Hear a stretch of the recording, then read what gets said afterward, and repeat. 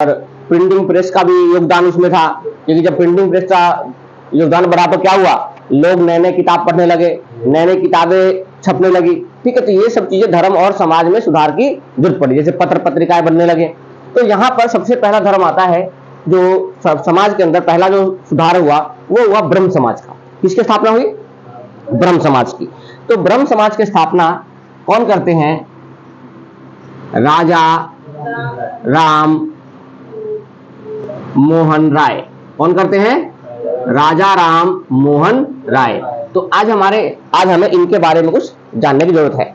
हमने कल भी कुछ पढ़ा था, ठीक है, लेकिन अभी थोड़ा सा जान लेते हैं। और तो राजा राम मोहन राय कौन थे? जिन्होंने ब्रह्म समाज की स्थापना की, और ये समाज सुधारक थे। क्या थे? इनकी विचारधारा कुछ अलग थी, समाज को लेकर इनकी विचारधारा अलग थी। जितने भी समाज सुधारक होंगे उनकी विचारधारा पे डिपेंड करता है। जैसे आज आप समाज को सुधारने जाओगे, ठीक है, तो आपकी विचारधारा के ऊपर डिपेंड करता है कि आप समाज में क्या चाहते हो, ये आपकी विचारधारा है। जैसे मैं अगर कोई सुधारने जाऊंगा किसी को, तो मेरी विचारधारा क्या है वो डिपेंड करता है। तो राजा राम मोहन राय के बारे में कल मैंने कुछ बताया था, याद है किसी को? चलो, सबसे पहले राजा राम मोहन राय का जन्म जानते हैं। अंजलि, जन्म हुआ था 22 मई 1772 में। कहा हुआ था?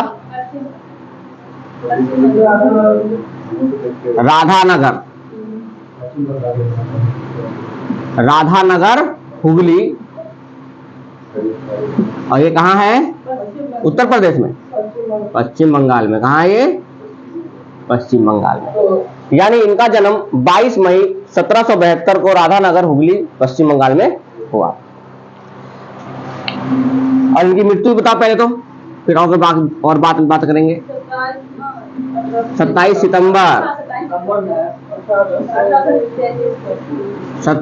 सितंबर 1833। किस वजह से मृत्यु हुई थी इनकी? ब्रेन में क्या हो गया था?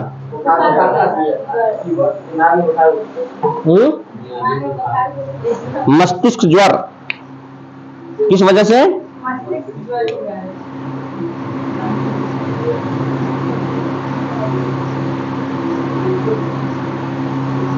मस्तिष्क ज्वर के कारण इनकी मृत्यु हो गई थी। और कहां हुई थी?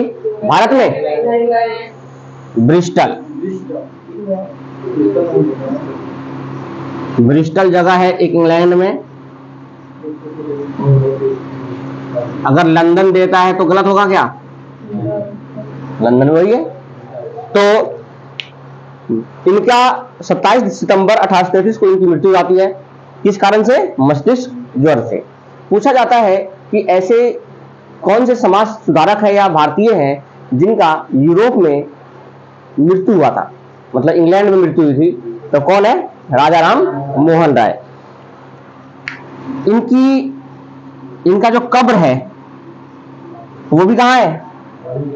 इंग्लैंड में है। इनकी एक मूर्ति बनी है 2 मंजिला, वो भी यही है ब्रिस्टल में। यानी ये इनके कुछ खास बातें हो गई। इन्हें कितने भाषाओं का ज्ञान था? इन्हें 12 भाषाओं का ज्ञान था। इन्हें 12 भाषाओं का ज्ञान था। इन्होंने कब से कब तक ईस्ट इंडिया कंपनी में दीवान के पद पर रहे थे? 1803 से, वेरी गुड, 1803 से 1814 तक ये कहां रहे थे? दीवान के पद पर रहे थे। कहां पे? ईस्ट इंडिया कंपनी के अंदर। यानी इन्होंने ईस्ट इंडिया कंपनी के अंदर भी कितना काम किया?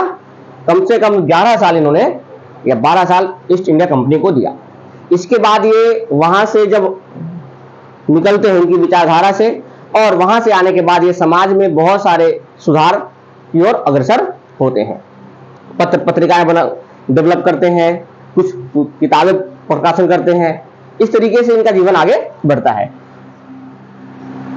तो राजा राम मोहन राय का जन्म 22 मई 1772 को राधानगर हुगली में पश्चिम बंगाल हुआ था। ये क्वेश्चन बनता है कहां हुआ था, किस जगह हुआ था। ठीक है, मृत्यु कब हुआ था? 27 सितंबर 1833 33 को मस्तिष्क ज्वर के कारण ब्रिस्टल में। यहाँ एक बात और लिख सकते हो, इनकी यूरोप यात्रा के दौरान इनकी मृत्यु हुई थी। किसके दौरान हुई थी? यूरोप यात्रा के दौरान इनकी मृत्यु हुई थी। अब ये मृत्यु जो 1833 में हुआ था, तो कर क्या रहे थे वहां पे? तो ध्यान दो, उस समय मुगल बादशाह, उस समय मुगल बादशाह कौन था? अकबर द्वितीय। उस समय मुगल बादशाह अकबर द्वितीय था। कौन था? अकबर द्वितीय ने राजा राम मोहन राय को, राजा राम मोहन राय को लंदन भेजे थे। कहां भेजे थे? क्यों भेजे थे?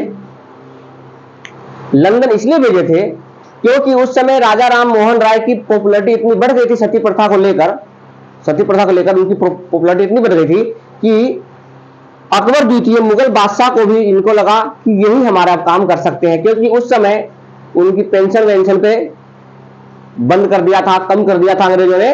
तो इनको लेकर अकबर द्वितीय को भेजा था, उनको लेकर आगे भेजा था। यानी तभी उन्होंने उसको राजा की उपाधि दी थी। तभी उनको क्या मिला था? यानी ये गए थे 1831 में, और यहां पर कुछ खास नहीं हो पाया, बात नहीं बन पाई कि उनका पेंशन के कुछ बढ़ोतरी हो जाए पेंशन में। तो राजा की उपाधि किसने दी थी? राजा अकबर द्वितीय मुगल बादशाह ने कब दिया था? 1831 में उनको दिया था। ठीक है, यहां से 31 में उनको बना के भेजा कि आप सिंपल मोहन राय नहीं हो, आप राजा बन के जाओ यहां से, यानी राजा राम मोहन राय। ये कुछ इनके बारे में जन्म, मतलब कि बेसिक इंफॉर्मेशन है। जल्दी लिखो ये चीजें, जल्दी लिख लिया था आपने? लिखो जल्दी से चंदन।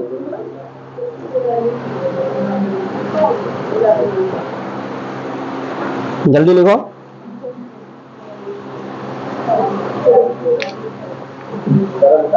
एक ये भी लिख सकते हो कि दीवान जब थे तो किसके संरक्षण में दीवान थे ये? तो उस समय था John Digby. John Digby, John Digby के समय में ये ब्रिटिश ईस्ट इंडिया कंपनी में क्या बने थे? दीवान बने थे।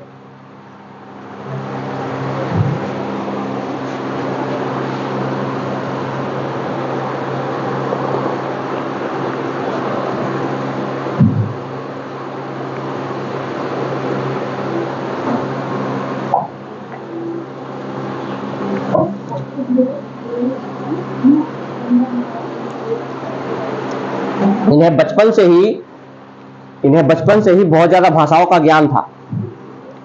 इन्हें बचपन से ही बहुत ज्यादा भाषाओं का ज्ञान था, जिनकी वजह से इन्होंने बहुत अलग अलग प्रकार की किताबें, समाज की किताबें, यूरोप के कुछ विचारधारकों की किताबें पढ़ी, जिनकी वजह से इनको बहुत सारे मन में विचार आए कि इस धर्म में या इस जगह पे इस तरीके की विचारधारा से काम किया जा रहा है। यानी समाज में जो भी किसी भी धर्म को लेकर इन्होंने कोई टिप्पणी नहीं की, बस इन्होंने क्या किया कि जो भी धर्म है उन सभी धर्म को ऊपर रखा, सबसे ऊपर रखा, लेकिन उसमें जो अच्छाइयां था उनको एक्सेप्ट किया और बाकी को कहा कि ये कुरीति है, इनको हटाओ। इन्होंने इतना बस विरोध किया था। तो ये विरोधी भी थे और समर्थक भी थे धर्म के। ये सारे जितने भी नंबर है सारे इंपॉर्टेंट है। कब से कब तक उन्होंने नौकरी करी? 1803 से 1814 तक। कहां पे? ईस्ट इंडिया कंपनी के अंदर। ठीक है, बंगाल में ही। जॉन डिग्बी के संरक्षण में किया उन्होंने। 12 भाषाओं का ज्ञान था। इन्हीं भाषाओं के ज्ञान के लिए, ज्ञान के ऊपर इन्होंने बहुत सारे प्रकाशन लिखे, फारसी में, अंग्रेजी में, हिंदी में। इन्होंने जो बंगला व्याकरण है उसका भी इन्होंने अनुवाद किया। तो इस तरीके से बहुत सारे इन्होंने प्रकाशन भी किए हैं। तो राजा राम मोहन राय का जन्म याद रखना है, मृत्यु याद रखना है, इंपॉर्टेंट प्रश्न है कहां हुआ था, किस जगह पर हुआ था, ये सारी चीजें। ठीक है,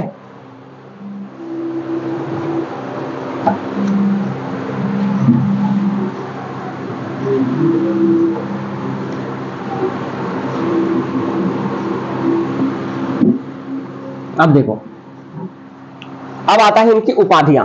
क्या आता है इनकी उपाधि, यानी इनको कौन कौन सी उपाधियां मिली थी।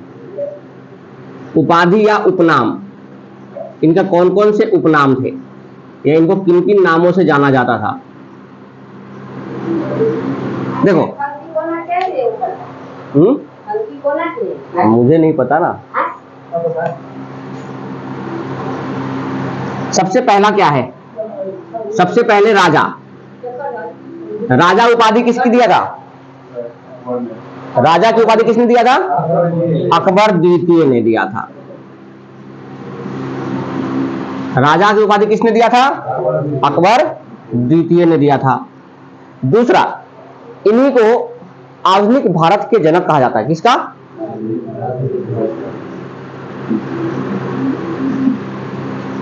आधुनिक भारत के जनक किसे कहा जाता है, राजा राम मोहन राय को। हम इनको ये भी कह सकते हैं, आधुनिक भारत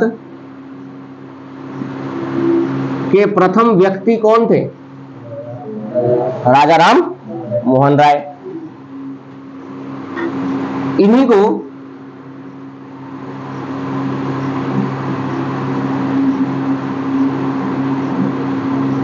भारत में राष्ट्रवादी के जनक भी कहा जाता है। राष्ट्रवादी के जनक कौन है, राजा राम। इन्हीं को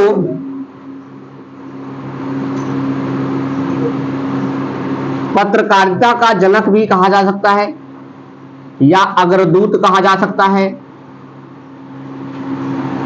ठीक है, इन्हीं को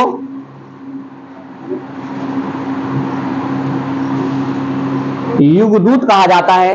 उन्हीं को क्या कहा जाता है।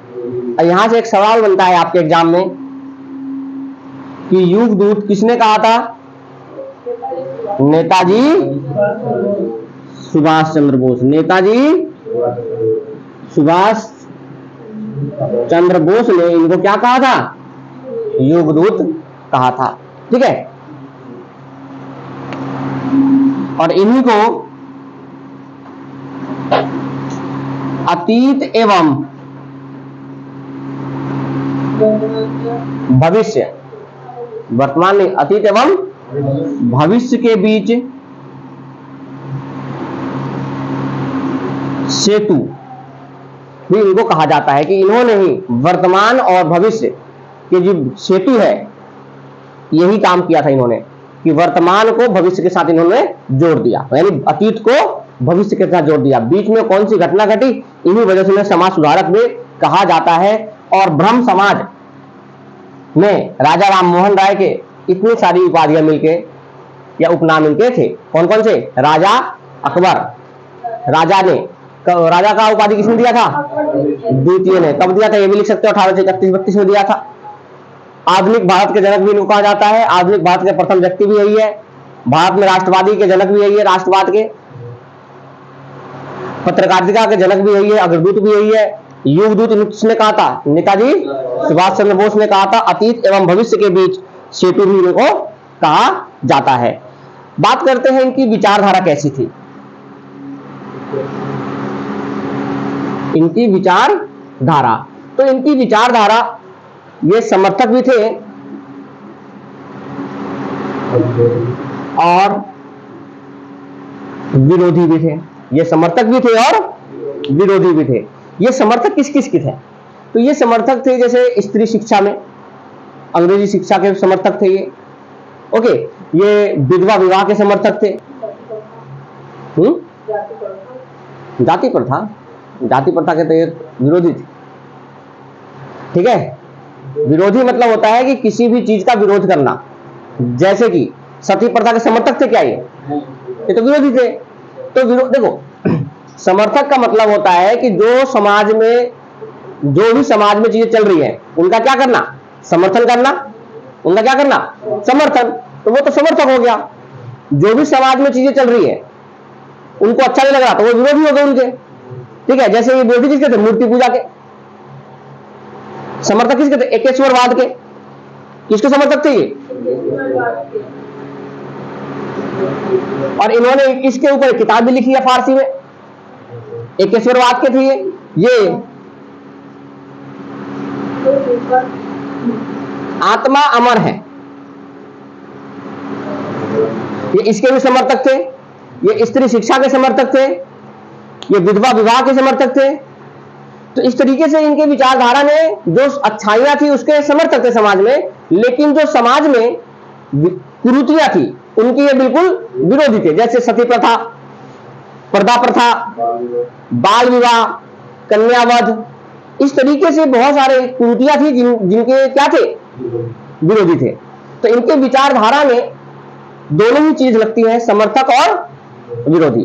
जल्दी से लोग लिखो इसको एक बार, फिर आगे पढ़ेंगे इनके किताबें या पत्र और पत्रिकाएं, फिर पढ़ेंगे संस्थाएं, कौन कौन सी संस्थाएं हैं इन्होंने डेवलप किया, कौन कौन सी संस्थाएं इन्होंने बनाया।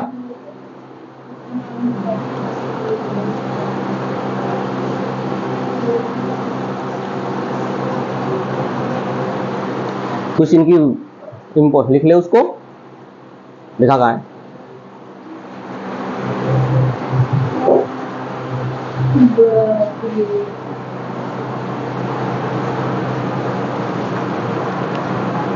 कल वाला कहाँ लिखा था आपने?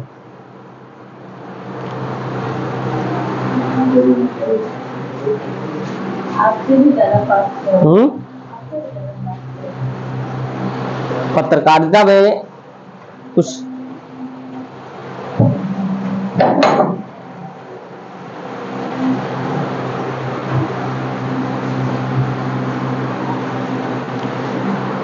तो लिख लिया।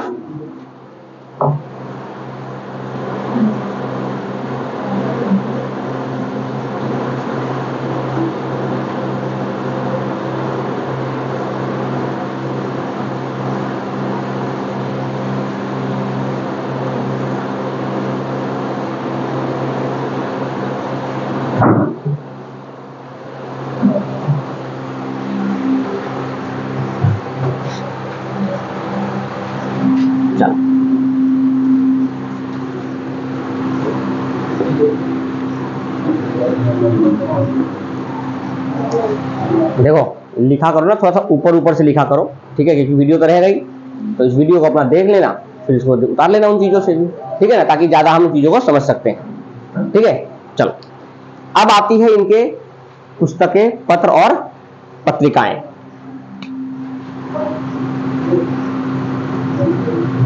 पुस्तकें और पत्रिकाएं। इनकी पहली पुस्तक, इनकी पहली जो पुस्तक है वो 1809 में आई। कौन सी? तुफात अल मुहद्दीन। क्या आई? 1809 में तुफात अल मुहद्दीन, ठीक है। और ये इनकी फारसी भाषा में, यह इनकी किताब जो थी वो कौन सी भाषा में थी? फारसी भाषा में थी। और इसमें इन्होंने मूर्ति पूजा का खंडन किया है। पूछा जाता है पेपर में कि राजा राम मोहन राय की ऐसी कौन सी किताब है, ठीक है, जिनमें मूर्ति पूजा का खंडन किया गया है, क्योंकि इनका सबसे मेन जो धर्म समाज में था वो मूर्ति पूजा था। तो इसके ऊपर सवाल बन सकता है, तो मूर्ति पूजा का खंडन कौन सी किताब में किया था? तुफात अल मुहद्दीन, जिसमें उन्होंने मूर्ति पूजा का खंडन किया। वो कौन से भाषा में है? फारसी भाषा में है, ठीक है। दूसरा था इनका 1820 में प्रीसेप्ट्स ऑफ जीसस। दूसरा कौन सा है? प्रीसेप्ट्स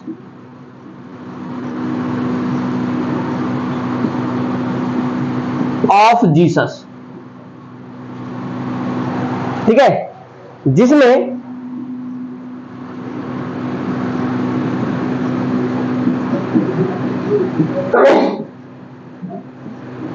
ईसाई धर्म की बुराई के बारे में इन्होंने लिखा है। जब ये किताब लिख रहे थे तो अंग्रेज मतलब कि और भारतीयों को लगा या जो यूरोपियन थे उन लोगों को लगा कि जो राजा राम मोहन राय हैं वो ईसाई धर्म के समर्थक हो गए हैं। अब किसके समर्थक हो गए? ईसाई धर्म के समर्थक हो गए, क्योंकि वो ईसाई धर्म के बारे में कुछ बोलने जा रहे हैं। यानी ऐसा नहीं था, वो विचारधारा के थे, तो उनको जिस भी समाज में ये जो भी किताबें पढ़ते थे, जो भी विचारधारा किताबें पढ़ते थे, उनमें लगता था कि ये चीजें अच्छी नहीं है, तो उसका ये क्या करते थे? कड़ा विरोध करते थे, उसको लिख देते थे। ठीक है। 1821 में इन्होंने एक ब्राह्मणिकल समाज की स्थापना की थी। किसकल? Brahmanical magazine.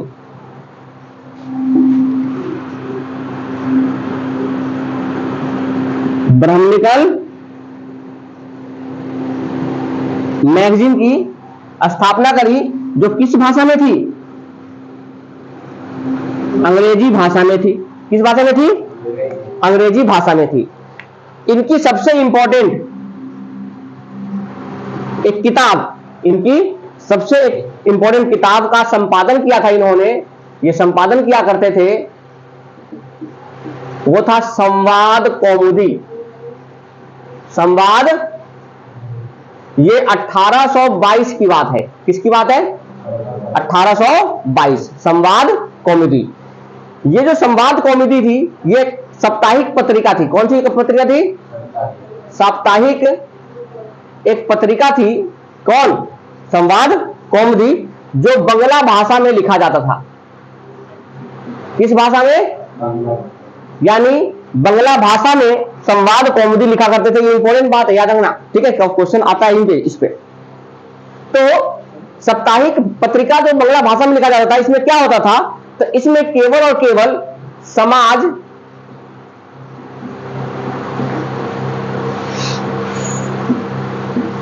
के कुरीतियों का वर्णन किया जाता था। इसमें जो भी समाज में कुरीतियां चल रही है, जो समाज की चीजें चल रही है, उसको में केवल और केवल लिखा जाता था। इसी समय की घटना है, 1822 में इनके बड़े भाई के पत्नी की मृत्यु हो जाती है। इनके बड़े भाई पत्नी की है, जो उनकी क्या जाती है? मृत्यु हो जाती है। और उनकी पत्नी अलक मंजरा नाम उनका, उनको भी क्या होना पड़ता है? सती होना पड़ता है। उनको क्या होना पड़ता है? सती होना पड़ता है। तो इन्होंने इसका कड़ा विरोध किया और 1829 में जाकर लॉर्ड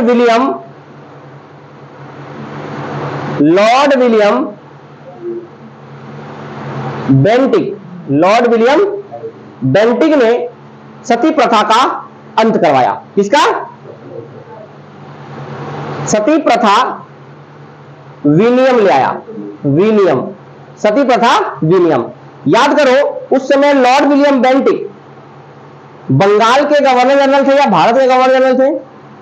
बंगाल। ध्यान रखो, 1833 के चार्टर अधिनियम में, 1833 के चार्टर अधिनियम में बंगाल के गवर्नर जनरल को भारत का गवर्नर जनरल बना दिया जाता है। यानी इस समय ये क्या थे?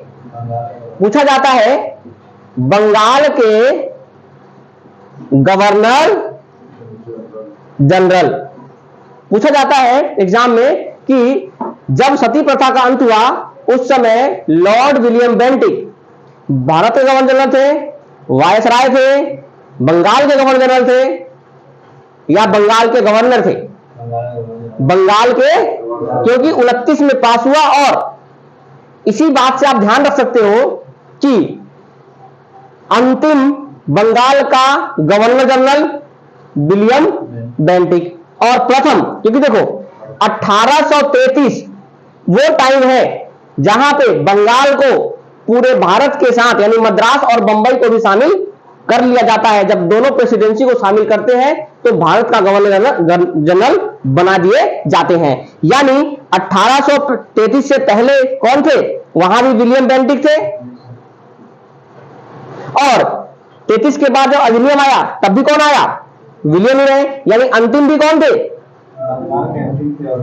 हाँ, बंगाल के अंतिम गवर्नर जनरल और भारत के, यही ध्यान रखने की बात, ये इंपॉर्टेंट क्वेश्चन भी है। तो 1829 में जब सती प्रथा का अंत होता है तो वो कहां लागू होता? पहले केवल और केवल बंगाल में, क्योंकि लॉर्ड विलियम बेंटिक कहां के थे? पहले बंगाल के गवर्नर जनरल थे, यानी केवल उनका बंगाल पे ही कंट्रोल हुआ करता था। तो बंगाल के गवर्नर जनरल होने के बाद इन्होंने 1830 में ये मद्रास, दिख रहा है 1830, तो 1830 में सती प्रथा विनियम, सती प्रथा विनियम जो था वो मद्रास में और बंबई में और पूरे भारत में ये लगा दिए जाते हैं। ठीक है, तो यहां से सती प्रथा का याद रखना, सती प्रथा का अंत कब हुआ था? 1829 में। किसके सहयोग से? राजा राम मोहन राय के सहयोग से। किस भारतीय और किस अंग्रेज की सहायता से? Lord William Bentinck. अगर गवर्नर का नाम पूछता है तो भी लॉर्ड विलियम बेंटिक है। जल्दी से इसके बारे में कुछ छोटा सा डाल लो।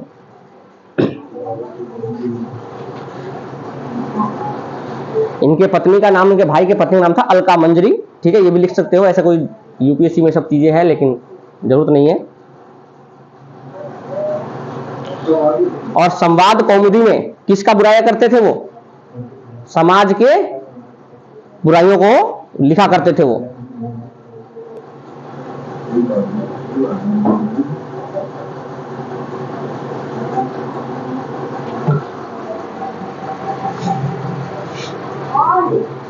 तो ये बातें आपको ध्यान रखना है, कुछ किताबें इनकी और इंपॉर्टेंट है।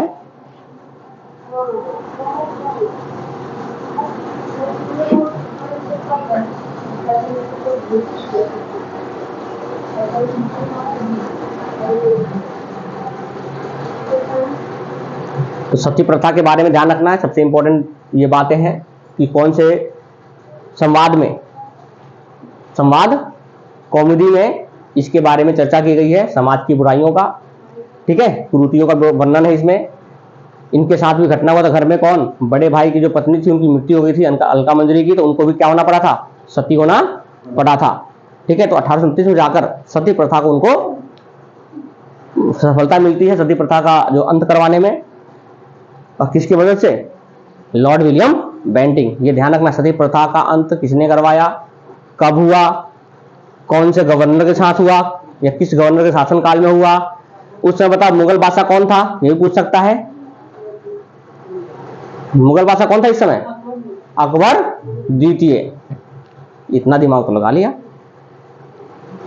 देखो, कुछ चीजें ऐसी होते हैं क्वेश्चन में कि हम पढ़ते नहीं है, लेकिन हमें वो जब पढ़ते समय ना उन चीजों को दिमाग में रखना होता है। ठीक है ना, तब जाकर आप चीजों को, क्वेश्चन को पेपर में कर पाओगे। क्योंकि वो पेपर में जब सवाल बनते हैं तो वो यहां पे दिमाग लगाते हैं कि बच्चा ने इसको ऐसा पढ़ा है, लेकिन उसको बीच का जो रास्ता है उसको नहीं पढ़ा, तो बीच के रास्ते को देख लेते हैं। तो इस बात को हमें ध्यान रखना है जीएस में।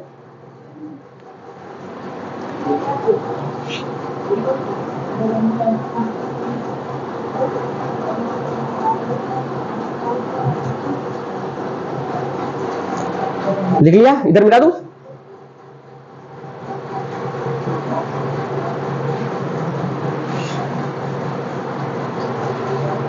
हो गया?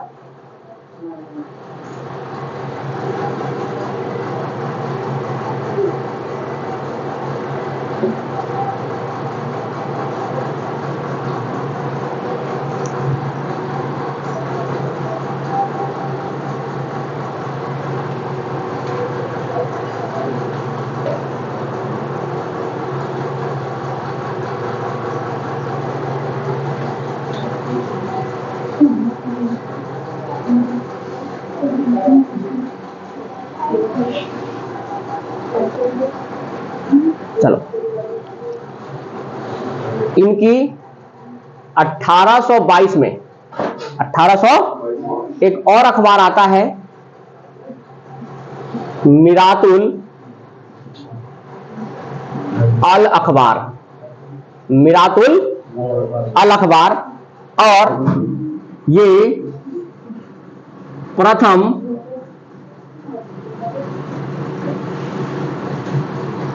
फारसी अखबार था। यानी प्रथम फारसी अखबार कौन था? मिरातुल अल अखबार। ठीक है। उसके बाद इन्होंने बहुत से लिखा, चांद की प्रज्ञा, यानी प्रज्ञा की चांद, ऐसे चांद की प्रज्ञा ऐसा है, नहीं लिख लो।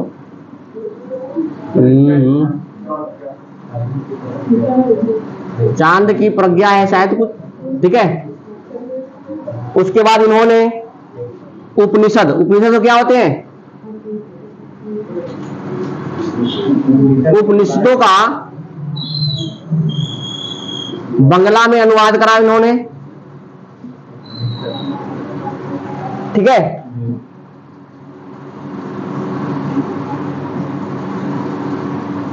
व्याकरण का संकलन करा इसने इन्होंने। ठीक है। इस तरीके से इन्होंने बहुत सारे किताबें, पत्र और पत्रिकाएं लिखी, जिनमें इनका जो मेन मुख्य था, एक तो मूर्ति वाला खंडन, ठीक है, मुहद्दीन वाला, और दूसरा था संवाद कौमुदी, संवाद कौमुदी, जिसमें उन्होंने सामाजिक कुरीतियों का, बुराइयों का वर्णन किया करते थे हर सप्ताह। ठीक है। ठीक है। तो वो पूछ भी सकता है, तो ये ध्यान रखा उनके भाई के कहानी की वजह से कि सती प्रथा का अंत कैसे हुआ, कब हुआ। तो 1822 में ये संपादन किया करना शुरू किया था, और 1829 में जाकर विलियम बेंटिक की वजह से ये क्या हुआ, इनको मिलता है। ठीक है। तो ये इधर लिख लो, जब तक के बाद ये मिटा रहा हूं मैं। तो ब्रह्म समाज में स्थापना राजा राम मोहन राय ने किया। इनका जन्म 22 मई 1772 को हुआ, राधानगर, हुगली के पास, पश्चिम बंगाल में। और इनकी लंदन में, ब्रिस्टल में इनकी मृत्यु हुई 27 सितंबर 1833 को, मस्तिष्क ज्वर के कारण, जब ये अपने यूरोप यात्रा में गए थे। इनको राजा की उपाधि अकबर द्वितीय ने दिया। इनको युगदूत कहा जाता है। किसने दिया था युगदूत का नाम? नेताजी सुभाष चंद्र बोस ने इनको युगदूत का नाम दिया था। और ये आधुनिक भारत के जनक भी कहा जाते हैं, राष्ट्रवाद के जनक, पत्रिका के अग्रदूत कहा जाते हैं, क्योंकि इन्होंने बहुत सारे पत्र पत्रिकाएं लिखे, क्योंकि इन्हें 12 भाषाओं का ज्ञान होने के कारण। तो बहुत सारे रीजन थे जो राजा राम मोहन राय इतने प्रसिद्ध व्यक्ति हैं, तो इनके बारे में जानने की बहुत जरूरत है।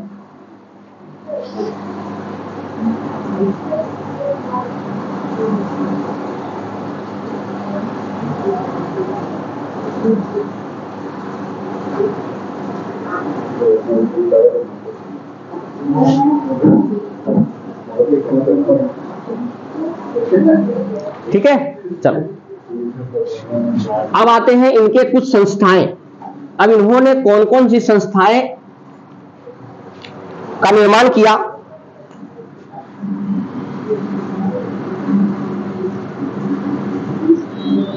या स्थापना। तो इन्होंने कौन कौन सी संस्थाएं और उनकी स्थापना करी। चलो, इनकी प्रथम 1814 और 15, आप बताओ 1814 और 15 में क्या हुआ था? 1814 तक ये क्या कर रहे थे?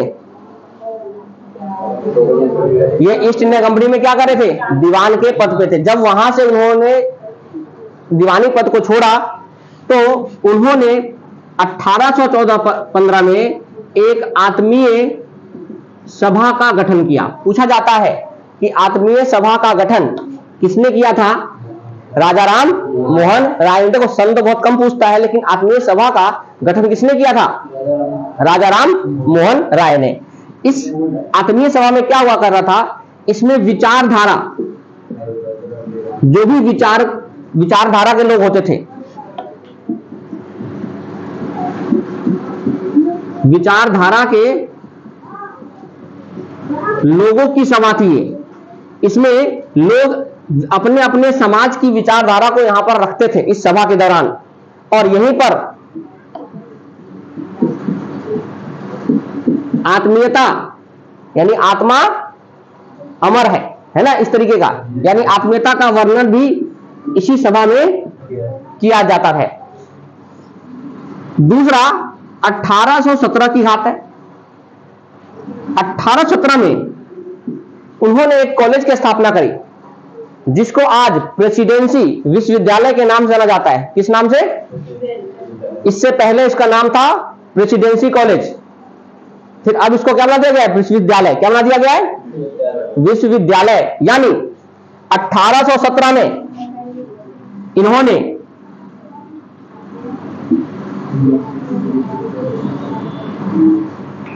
हिंदू कॉलेज की स्थापना करी जो कहां है? कलकत्ता में। कहां है? और इसी का नाम 1855 में प्रेसिडेंसी कॉलेज कर दिया गया। ठीक है। और 2000 के आसपास, अभी 20 साल 15 साल पहले ही इसका नाम कर दिया गया क्या? प्रेसिडेंसी विश्वविद्यालय। अगर कहीं वीवी लिखा होता है इसका मतलब होता है विश्वविद्यालय। तो ये बात आपको ध्यान रखना है। तो प्रेसिडेंसी विश्वविद्यालय का नाम, पूरा नाम क्या है? हिंदू कॉलेज। क्या नाम उनका? हिंदू कॉलेज। 1822 में इन्होंने एंग्लो हिंदू कॉलेज भी बनाया। 1822 में 1822 में इन्होंने एंग्लो हिंदू कॉलेज भी इन्होंने स्थापना किया। और एंग्लो हिंदू कॉलेज जब इन्होंने स्थापना किया तो इसमें कौन कौन से? तो इसमें अंग्रेजी शिक्षा का भी, देखो नाम है एंग्लो, एंग्लो का मतलब अंग्रेजी शिक्षा, और हिंदू का मतलब है धर्म। जो भी हिंदू धर्म में शिक्षा है तो वहां पर धर्म की शिक्षा भी, हिंदू धर्म की जो शिक्षा थी वो भी दिया जाता, जैसे वेद हो गया, पुराण हो गया, इस तरीके से उनको यहां पर शिक्षा मिलता था। तो इनके और भी बहुत सारे स्थापनाएं हैं, लेकिन आत्मीय सभा उसको सबसे इंपॉर्टेंट है। तो आत्मीय सभा की स्थापना किसने करी? राजा राम। हिंदू कॉलेज की स्थापना राजा राम मोहन राय। और एंग्लो हिंदू कॉलेज की राजा राम मोहन राय। और 20 अगस्त 1828 को, 20 अगस्त 1828 को, डेट याद रखना, 20 अगस्त 1828 को ब्रह्म समाज की स्थापना होती। 20 अगस्त 28 को किसकी स्थापना होती है? यानी इनका सबसे मेन जो स्थापना है वो क्या है? ब्रह्म समाज की स्थापना होती है, जो धार्मिक और सामाजिक सुधार दोनों पे काम किया करते हैं। ठीक है,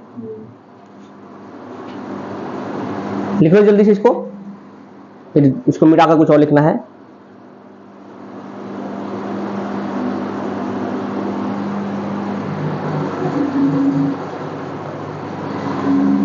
तो 1828 में इन्होंने ब्रह्म समाज की स्थापना की। ठीक है, ये इंपॉर्टेंट सवाल है, ये भी इंपॉर्टेंट है, ये भी इंपॉर्टेंट है, और ये भी इंपॉर्टेंट है।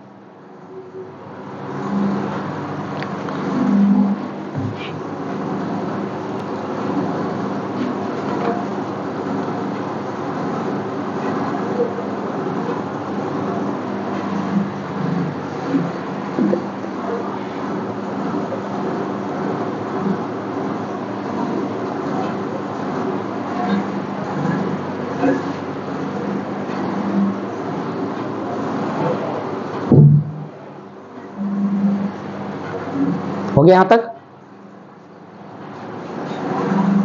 ब्रह्म समाज की स्थापना 20 अगस्त 1828 को हुआ था।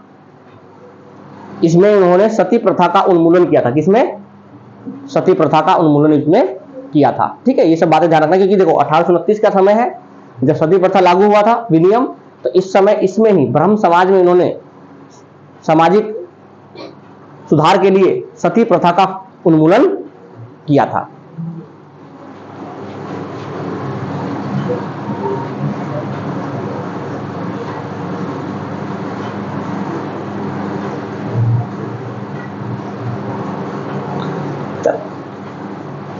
यहां तक हो गया सबका? चलो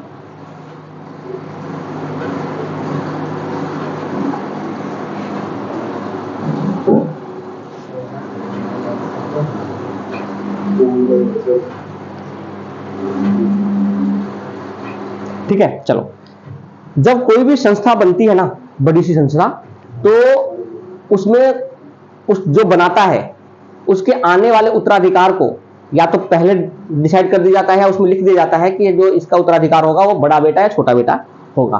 तो जब ब्रह्म समाज की स्थापना हुई तो 1830 में, कब?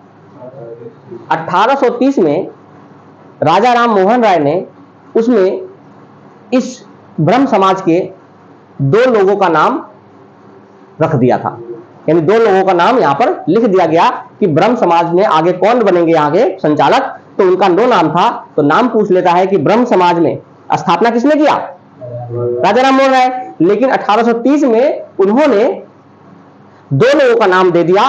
तो एक था पंडित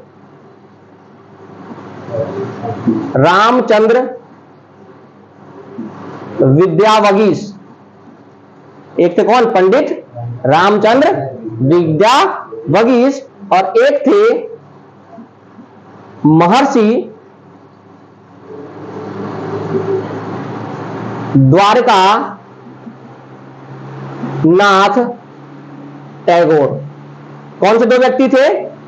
पंडित रामचंद्र विद्यावगीश और महर्षि द्वारकानाथ टैगोर। ये 2 व्यक्ति हैं जिनका, इनके मरने के बाद इस ब्रह्म समाज का संचालन कौन करेगा?